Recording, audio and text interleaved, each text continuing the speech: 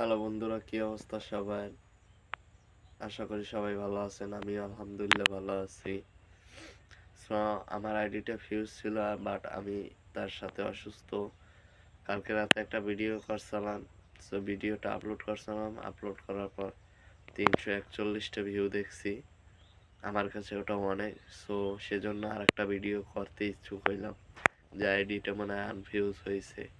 আসলে এই ছোট আইডি নিয়েই অনেক দূর এগিয়ে যেতে চাই।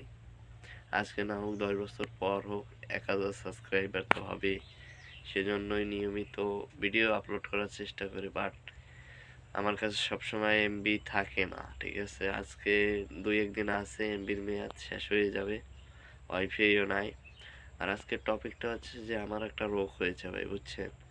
আমি বসে শুয়ে খালি স্বপ্ন দেখি চাকরি করবো, এই করবো, ভিডিও করব, ভিডিও করে আর্ন করবো, ভাইরাল হবো, বা বিজনেস করবো, হ্যান ত্যান বিভিন্ন ধরনের স্বপ্ন বা কল্পনাও বলতে পারেন, এগুলো আমি দেখি।